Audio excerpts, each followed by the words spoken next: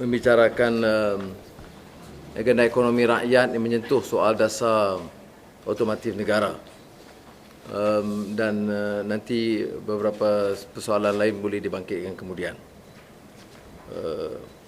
Kalau kita lihat buku 3, kita menegur dasar ekonomi Kerajaan UMNO Barisan Nasional tidak telus dan mengamalkan pengagihan projek kepada kroni tanpa proses tender. Ini meningkatkan kos dan membebankan rakyat. Itu mukadimah penting. Kerana ini yang menyebabkan kesenjangan atau melebarnya pendapatan golongan yang maha kaya dengan rakyat terbanyak. Jadi sebab itu, dalam bicarakan soal otomotif ini, ia ada kaitan dengan dasar yang ekonomi yang menyeluruh. Tetapi sebelum kita sentuh dasar otomotif secara langsung, kita mesti menekankan pelaksanaan sistem pengangkutan awam yang cekap dan menyeluruh. Yang ini nampak lemah bagi kota-kota besar, terutama Kuala Lumpur. Ya. Maka kerangka dasar otomotif negara yang diutarakan oleh keadilan dan akan dirujuk untuk pertimbangan Pakatan Rakyat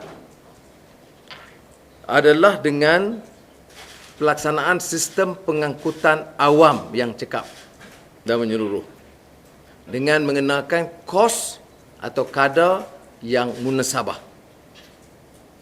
Maknanya bagi kami, dia lebih rendah kalau proses tender dan ketelusan dilaksanakan. Sekarang ini, beban, hutang dan kos pengangkutan berlipat ganda. Dan ini sekali lagi telah membebankan rakyat. Maka oleh demikian, ada beberapa garis yang kita tentukan. Pertama, dasar otomotif negara harus melindungi kebajikan pekerja-pekerja sektor otomotif. Ada kebimbangan yang disuarakan. Ini kita jelaskan bagaimana kedudukan mereka boleh terbela. Kedua, dengan menambah baik sistem pengangkutan awam dengan kos yang munasabah, maka sasaran penggunaan kenderaan persendirian akan berkurangan dan jumlah guna pakai beban api dijangkakan menurun. Ini juga berlaku di kebanyakan negara di mana pengangkutan awam itu cekap, penggunaan kenderaan itu dapat terkawal. Maka dasar khusus yang diperkenalkan adalah seperti berikut. Pertama, meningkatkan pendapatan boleh guna rakyat. Komitmen untuk menurunkan harga kereta secara berperingkat dalam tempoh 5 tahun. Komitmen untuk menyemak kembali peraturan dan kadar yang dikenakan oleh institusi kewangan bagi pinjaman kereta untuk memastikan keseimbangan di antara pembayaran kereta yang munasabah dan mengelakkan kebanjiran kenderaan akibat penurunan harga kereta. Ini yang patut ditumpukan tugas penting bank negara, bukan nak saman orang macam Alfizi. Matlamat kedua, menjamin nilai kereta sedia ada dan terpakai tidak jatuh merudum. Penghapusan cukai eksais dan penurunan harga kereta akan dibuat secara berperingkat supaya nilai kereta sedia ada dan terpakai turun secara berperingkat. Kedua, kadar penurunan cukai eksais. Ini penting. Kerana harga kereta ini berkaitan dengan cukai eksais. Nah, cukai eksais akan diumumkan setiap tahun di dalam belanjawan kerajaan, mengambil kira pandangan institusi kewangan dan semua pihak yang terlibat dalam perusahaan tersebut.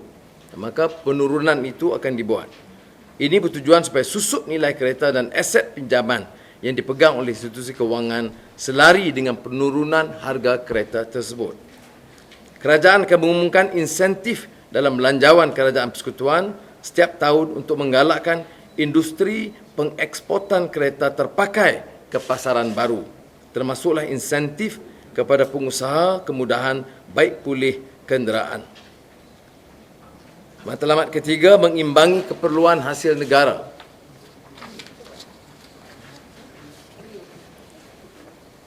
Pengenalan sistem bidaan permit AP mengikut kategori kenderaan dijangka akan membawa hasil di antara 2 bilion hingga 3 bilion ringgit setiap tahun sehingga 2015 apabila AP akan dihapuskan sepenuhnya.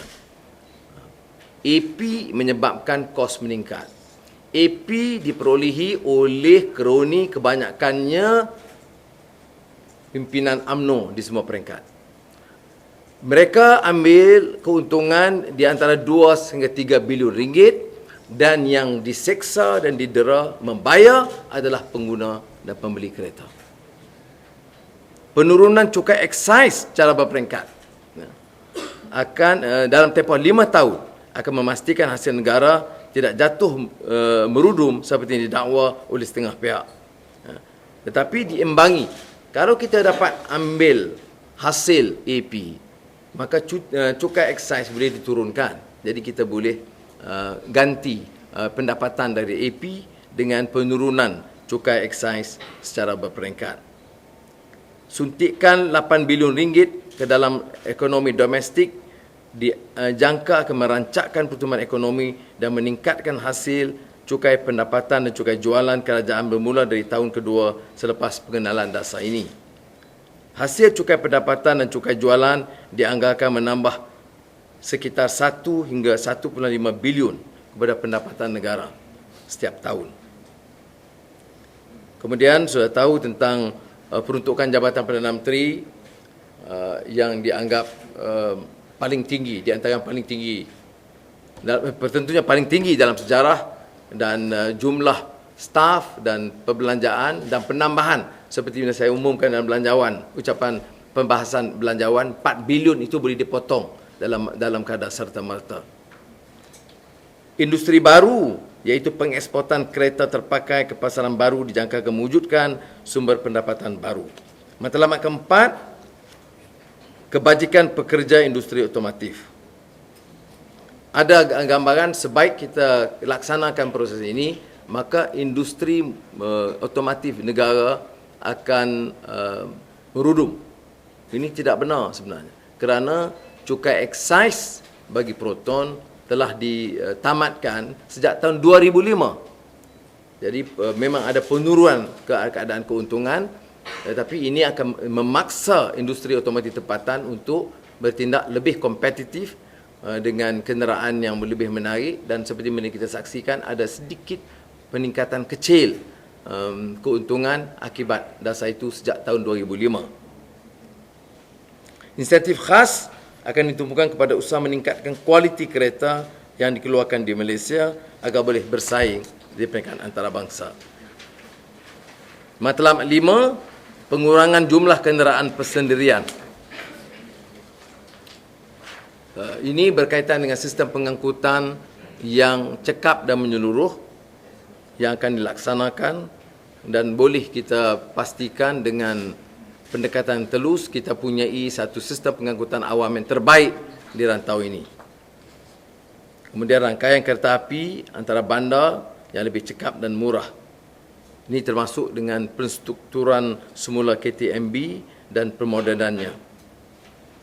Insentif akan terus diberikan kepada syarikat yang membangunkan dan mengilang kenderaan mesra alam di Malaysia dengan sasaran untuk menjadikan Malaysia mempunyai nisbah kenderaan mesra alam per kapita yang tertinggi di rantau Asia Tenggara dalam tempoh 10 tahun. Kerangka ini tentunya bermula, sekali lagi saya ulang, dengan reformasi menyeluruh sistem pengangkutan awam negara dan dengan maksud mengurangkan beban hutang. Tetapi dengan penurunan excise, cukai excise dan pembatalan AP, penamatan AP dengan sendirinya akan mengurangkan kos kenderaan. Ini suatu yang pasti.